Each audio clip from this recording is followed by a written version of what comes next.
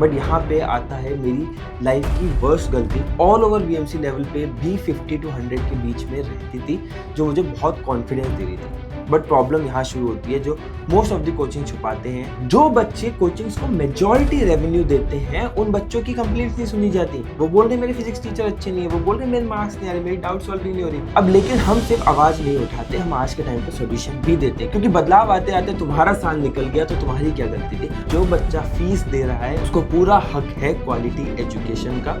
JEE preparation की सबसे dark reality की बात करता हूँ, जिसने मेरी खुद की रैंक बर्बाद की है और तुम्हारी भी कर सकता है। आजकल मेरी कम्युनिटी में हर दूसरा बच्चा एक ही कंप्लेंट कर रहा है, और वो कंप्लेंट है भैया कोचिंग सपोर्ट नहीं कर रही, टीचर्स का समझ नहीं आ रहा, मेरे को ऑफलाइन कोचिंग में कुछ समझ नहीं आ रहा, इसलिए साथ में ऑनलाइन कोचिंग भी ले रहा हूँ, ऑनलाइन कोचिंग में डाउट सॉल्विंग नहीं हो पा रही, इसलिए ऑफलाइन कोचिंग भी ले रहा हूँ। और कोचिंग इंडस्ट्री ने इतनी बड़ी इंडस्ट्री होने के बाद भी 95% एस्पिरेंट्स की बैंड बजा रखी है।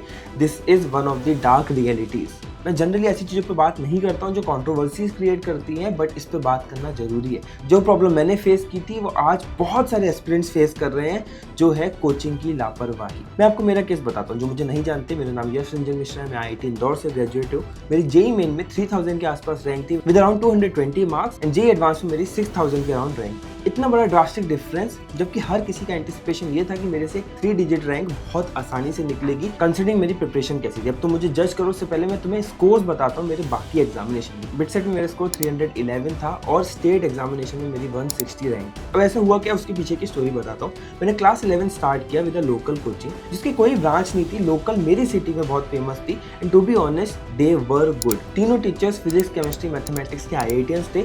बट मेरे को वहाँ पे जो प्रॉब्लम फेस होती थी वो होती थी कॉम्पिटिटिव लैग की। मतलब सिर्फ 100 बच्चों का बैच था, उसमें रैंक 1 ला के मुझे बार बार यही लगता था कि क्या मैं एक्चुअल कंपटीशन को फेस कर पा रहा हूँ या नहीं कर पा रहा हूँ, और मैं मोस्टली इसी फोमो में रहता था। 11th स्टार्टिंग में बिगड़ी, बट एंड तक बहुत अच्छे से गई, बहुत अच्छे मार्क्स आ रहे थे। जेईई मेन के मार्क्स 300 तक टच करते थे आउट ऑफ 360।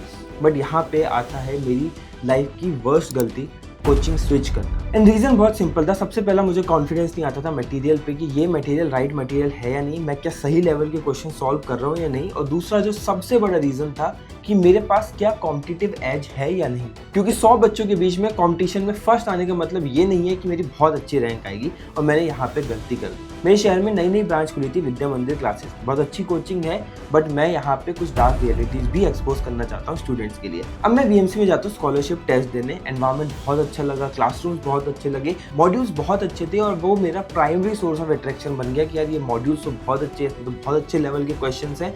और दूसरा, जो हमारे टेस्ट होते हैं वो ऑल बीएमसी लेवल पे होते हैं, मतलब रैंक सारे बीएमसी के बच्चों के बीच में आएगी, और यहीं पे मैं पिघल गया या फिर मैं फिसल गया। ऊपर से स्कॉलरशिप टेस्ट में मेरे मार्क्स इतने आए थे कि मुझे 70% स्कॉलरशिप मिली, एंड हार्डली 30,000 मेरी फीस होगी। तो मैंने सोचा फीस भी कम लग रही है, एक पूरा नेशनल लेवल कोचिंग जिसके रैंकर्स निकलते हैं, जहाँ से वहाँ का माहौल भी मिल रहा है, तो क्यों ना मैं कोचिंग स्विच कर दूँ। यहाँ तो सब कुछ सही लग रहा है, बहुत बच्चे ऐसा करते हैं, 11th में लोकल कोचिंग में पढ़ते हैं, बहुत अच्छा परफॉर्म करते हैं, और कॉम्पिटिशन को बीट करने के लिए और बेटर कोचिंग हो जाते हैं। बट यहाँ से प्रॉब्लम शुरू होती है। फर्स्ट सेकंड मंथ अच्छे जाते हैं, मेरे टेस्ट में मार्क्स भी बहुत ज़्यादा आ रहे थे, मेरी रैंक भी बीएमसी में भी बहुत अच्छी आ रही थी, और ऑल ओवर बीएमसी लेवल पे भी 50 to 100 के बीच में रहती थी, जो मुझे बहुत कॉन्फिडेंस दे रही थी। बट प्रॉब्लम यहाँ शुरू होती है, जो मोस्ट ऑफ द कोचिंग छुपाते हैं, that is lack of faculty या फिर shortage of faculty apart from the star batch. BMC के दिल्ली में बैठे हुए ब्रांच में तो उनके सारे स्टार टीचर पढ़ा रहे हैं, बट बरेली वाली ब्रांच में जहाँ से भी पोटेंशियल रिजल्ट निकल सकता है, वहाँ पे हर 2 महीने में टीचर बदल रहे हैं। कभी कभी तो ऐसा हो जाता था अनएक्सपेक्टेडली टीचर भाग गया, और क्लास 9th वाले जो बैच ले रहे हैं जो टीचर्स, वो हमें इंपॉर्टेंट चैप्टर लाइक ग्रेविटेशन पढ़ा जाते थे, इलेक्ट्रोस्टैटिक्स पढ़ा जाते थे, और बहुत दिमाग खराब होता था। और यहीं से प्रिपरेशन गिरने की जगह इरिटेटिंग बनने लगी। पूरे क्लास 12 में मेरे मैथ्स के टीचर 2 बार बदले, फिजिक्स के टीचर 3 बार बदले, और केमिस्ट्री के टीचर शायद 4 से 5 बार बदले, और ये बहुत गलत था। इस चक्कर में बीएमसी की बरेली ब्रांच में मैं टॉप कर रहा था, लेकिन जो फाइनल गियर अप करना था जेईई एडवांस के लिए, जेईई मेन के लिए, वो मैं नहीं कर पाया। फिर भी चीज़ें मैनेज करती रही। मैं और मेरे दोस्तों ने सोचा कि बाहर से मैनेज करते हैं। हमने E2s के लेक्चर परचेज करना शुरू किए। हमने E2s के काफ़ी सारे मैथ्स और फिजिक्स के लेक्चर परचेज किए, एडिशनल कॉस्ट की, वहाँ से चीज़ें मैनेज की, और जहाँ तक सेल्फ स्टडी से घिस घिस के जेईई मेन को अच्छे लेवल पे लाने की कोशिश की, और रिजल्ट हुआ कि जेईई मेन में मेरे 220 के आसपास मार्क्स आए। थोड़ा समय हो गया, एग्जैक्ट मार्क्स याद नहीं है, बट ये करेक्ट डेटा शायद 217 या 221 है, इसमें कंफ्यूजन है। लेकिन मेंस के बाद एडवांस के लिए जो सपोर्ट मिलना चाहिए वो मिल ही नहीं पाया, क्योंकि टीचर ही कंफर्म नहीं है कौन सा टीचर होगा। हमारे केमिस्ट्री के टीचर ने हमें गेट के, IIT जैम के क्वेश्चन लगवाने लग गए, जेईई एडवांस के लिए ऐसी ऐसी किताबों से क्वेश्चंस लगवाने लग गए जो नीडेड ही नहीं था, और फिजिक्स की और मैथ्स की प्रिपरेशन ही नहीं हुई, क्योंकि मेन से कुछ महीने पहले मैथ्स के जो स्टार फैकल्टी थे वो छोड़ के चले गए। इससे एडवांस बिगड़ता गया, इससे एडवांस की स्ट्रेटेजी ही नहीं हुई, कुछ भी नहीं हुई। जैसे तैसे मैनेज करके मैं 6000 के आसपास की रैंक लेके आ पाया। तो यही रियलिटी है काफ़ी सारे जेईई एस्पिरेंट्स की, जिनके अंदर मेरी तरफ पोटेंशियल तो था, कुछ अच्छा कर सकते थे, 3 डिजिट की रैंक ला सकते थे, लेकिन कोचिंग के सिस्टम में पिसते ही चले गए डिस्पाइट उनने पैसा दिया। अब इसमें मैं मेरी 2 गलतियां आइडेंटिफाई करता हूँ, बट कभी कभी कंफ्यूज भी होता हूँ। ये गलतियां भी थी, जैसे 11th में कोचिंग चेंज करना। एक बच्चे को हमेशा यही लगता है कि यार मैं अगर एक एनवायरनमेंट में सबसे ज़्यादा बेस्ट कर रहा हूँ तो मुझे शायद और बेटर एनवायरनमेंट चाहिए, बट वो गलती भी हो सकती है मेरी। और दूसरी मेरी गलती है, क्लास 12th में स्टार्टिंग में जब मुझे ये चीज़ें ऑब्जर्व हुई थी, मैं लास्ट तक इस चीज़ को खींचता रहा और इससे रैंक बेकार। अब मेरे केस में मैं मानता हूँ कि मैं थोड़ा लकी था कि एटलीस्ट IIT तो मिल गया, IIT इंदौर तो मिला, बिट्स का एग्जाम इतना अच्छा तो गया। वो बात अलग थी कि मेरी चॉइस IIT थी और मैंने उसको प्रेफर किया, और वो सब चीज़ें अच्छी होती गई। मैं IIT पहुंचा, मैंने वहाँ पे ब्रांच टॉप किया, मैंने स्टार्टअप बिल्ड किया, और आज मैं बहुत अच्छा कर रहा हूँ। बट सबकी किस्मत मेरे जैसी नहीं होती। कुछ बच्चे पिस जाते हैं, उनकी कट ऑफ्स भी क्लियर नहीं होती, वो इस प्रेशर को नहीं हैंडल कर पाते, वो ऑल्टरनेटिव्स नहीं ढूंढ पाते।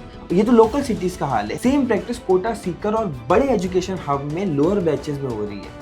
एक सिस्टम बना दिया गया है कि ये मेरे रैंक प्रोड्यूसिंग बैच है, यहाँ से मुझे प्रॉफिट जनरेट नहीं करना, यहाँ के बच्चे को तो दुनिया की सारी फैसिलिटी देनी है रैंक प्रोड्यूस करने के लिए, और ये मेरे फीस जनरेटिंग बैच है, यहाँ फोकस करने की कोई जरूरत नहीं है। यहाँ बच्चे की रैंक 5000 की 10,000 आ जाए या ना आए, क्या फर्क पड़ता है। इतने सारे लाखों बच्चे हैं, एक परसेंटेज सिलेक्शन तो डिसेंट मिल ही जाएगा। जो बच्चे कोचिंग्स को मेजॉरिटी रेवेन्यू देते हैं, उन बच्चों की कंप्लेंट्स नहीं सुनी जाती। वो बोल रहे मेरे फिजिक्स टीचर अच्छे नहीं है, वो बोल रहे मेरे मार्क्स नहीं आ रहे, मेरी डाउट सॉल्विंग नहीं हो रही, नहीं। और स्टार बच्चा जिसने ओलंपियाड्स फोड़ रखे, जो सिंगल डबल डिजिट रैंक ला सकता है, आप उसको घर पे जाके भी पढ़ा रहे हो अगर नीड पड़ी है। ऐसा बहुत सारी कोचिंग्स में प्रैक्टिस होती है। ये रियलिटी है जिसपे हमें सवाल उठाना पड़ेगा। और मैं हमेशा बोलता हूँ फीस तुमसे आ रही है, इसलिए तुम अगर इस चीज़ को लाइक करोगे, शेयर करोगे एंड हाइप करोगे तो ये प्रॉब्लम बड़ी होगी।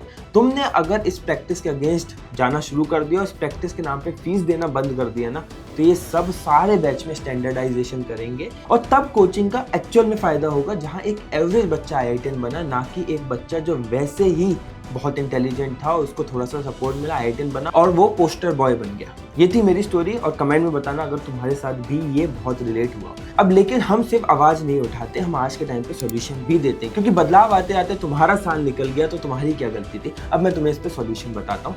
3 केसेस पे हम मोटी मोटी बात करेंगे। पहला केस, आप किसी लोकल ऑफलाइन कोचिंग में पढ़ रहे हैं और आपको कोई एक सब्जेक्ट समझ नहीं आ रहा है। इसमें मैं हमेशा बच्चों को बोलता हूँ कि रीविजिट करो, पहले अपने दोस्तों से पूछो, क्या तुझे भी समझ नहीं आ रहा, क्या तुझे भी समझ नहीं आ रहा, क्या तुझे भी समझ नहीं आ रहा। अगर दोस्तों ने बोला है कि भाई मुझे तो समझ में आ रहा है, तो गलती आप में। हमेशा कोचिंग गलत नहीं होती है। उस केस में आपको आपका सीरियसनेस बढ़ानी है, आपको टीचर से पर्सनली बात करनी है, डाउट सॉल्विंग सेशंस लेने। बट अगर आपके सारे पीयर्स में भी यही मेजर नोशन है कि यार मुझे नहीं समझ में आ रहा, फिजिक्स वाले सर क्या पढ़ाते हैं, मोस्टली छुट्टी लेते हैं, सब कुछ उड़ा देते हैं, इंपॉर्टेंट चैप्टर बहुत जल्दी खत्म कर देते हैं, एंड ये रियलिटी है, तो आपको आवाज़ उठानी चाहिए। आपको सीधे आपके पेरेंट्स से बोलना चाहिए, मुझे ये टीचर समझ नहीं आ रहा, इतने बच्चों का मेरे पास सपोर्ट भी है। आप ग्रुप बनाएं और आप ये टीचर को चेंज करवाएं, या फिर इस टीचर को पुश करें अच्छा पढ़ाने के लिए। अगर ऐसा नहीं हो रहा है, अगर एक सब्जेक्ट की बात है, मेरा पर्सनल सजेशन ये है कि आप उस एक सब्जेक्ट को ओमिट करें और ऑनलाइन सपोर्ट लें। डबल ना पढ़े, प्लीज़ इस बात को ध्यान रखें। अपने पेरेंट्स के संग इन्फॉर्म करके ये डिसीजन लें। ऐसा ना करें कि कोचिंग में भी 1.5 घंटे उस सब्जेक्ट की क्लास ले रहे हैं और ऑनलाइन भी 1.5 घंटे पढ़े। 3 घंटे अगर दिन से निकल जाएंगे, बहुत ज़्यादा दिक्कत होगी और टाइम लॉस होगा। तो एक सब्जेक्ट है तो आपको ये सोल्यूशन लेना। वहीं अगर ये केस 2 सब्जेक्ट में हो रहा है और आपकी कोचिंग आपके लिए सॉल्यूशन नहीं ला रही है, फिर जरूर सॉल्यूशन है कि आप कोचिंग बदल लें। अगर आप सेल्फ स्टडी और डिसिप्लिन में रह सकते हैं तो बेटर है ऑनलाइन में शिफ्ट हो जाओ। अगर नहीं रह सकते तो दूसरी ऑफलाइन कोचिंग को ज्वाइन करो, विद द डिस्क्लेमर कि आप वहाँ के बच्चों से बहुत अच्छे से रिव्यू एंड फीडबैक लेके इस बात को समझ रहे हैं कि हाँ भाई यहाँ टीचर्स अच्छे हैं, यहाँ पढ़ाई अच्छी होती है, यहाँ से सिलेक्शन आए हैं और परसेंटेज सिलेक्शन बहुत होता है। दूसरा केस, ये सेम चीज़ आपको इन सिटीज़ में हो रही है, लाइक कोटा, सीकर एक्सेट्रा, जो बड़े एजुकेशनल हब्स हैं। मेरा आपको यहाँ पे रिकमेंडेशन ये होगा कि यहाँ तो आप और इमीडिएट डिसीजन दीजिए, बिकॉज आपके आसपास और भी ऑप्शन है जहाँ पे बहुत अच्छी पढ़ाई होती है। लोकल में तो बहुत बार ऐसा होता है कि यही इकलौती कोचिंग है, इसके अलावा कोई सोल्यूशन ही नहीं है, इसके अलावा शहर चेंज करना पड़ेगा, रीलोकेट होना पड़ेगा। बट अगर आप ऑलरेडी कोटा में रह रहे हो, एक ऐसी कोचिंग में फंस गए हो जहाँ आपको बिल्कुल समझ नहीं आ रहा, आपका रेंट जा रहा है, आप घर से दूर हो, इमीडिएटली डिसीजन लेना चाहिए।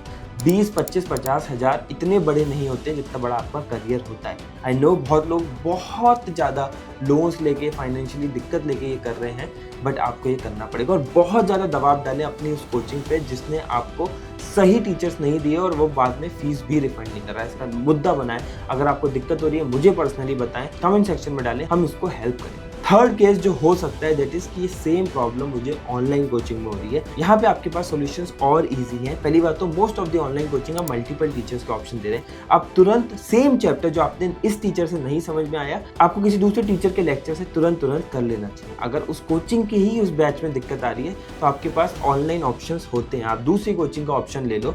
फिर ऐसा हो सकता है कि आपने कोचिंग 1 से फिजिक्स केमिस्ट्री पढ़ी, कोचिंग 2 से मैथ्स पढ़ी, या फिर कोचिंग 1 से सिर्फ फिजिक्स पढ़ी बिकॉज वो आपको बहुत कनेक्ट हो रहा है, आपके मार्क्स बहुत आ रहे हैं, और कोचिंग 2 से आपने केमिस्ट्री और मैथ्स पढ़ ली।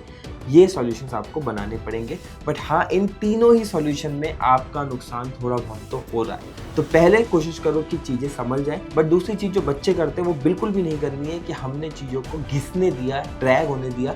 मेरे केस में मैं लकी था कि तब भी IIT तक पहुँच गया, आप शायद लकी ना हो, इसलिए इस बात का बहुत ज़्यादा ध्यान रखें। प्लस ये सब टेम्पररी सॉल्यूशन है, लॉन्ग टर्म सॉल्यूशन है। जो बच्चा फीस दे रहा है उसको पूरा हक है क्वालिटी एजुकेशन का। ये कोचिंग्स को इंश्योर करना पड़ेगा। 11th में हो तो इन सारी चीज़ों को कंसीडर करके 12th की फीस देना। अगर छोटे भाई बहन हैं आगे फीस भरो तो इन चीज़ों का ज़्यादा ध्यान रखना rather than that poster boy जिसकी सिंगल डिजिट या डबल डिजिट रैंक आई।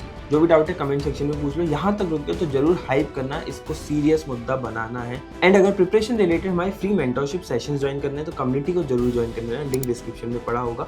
मिलते हैं अगली वीडियो में। Till then keep working hard.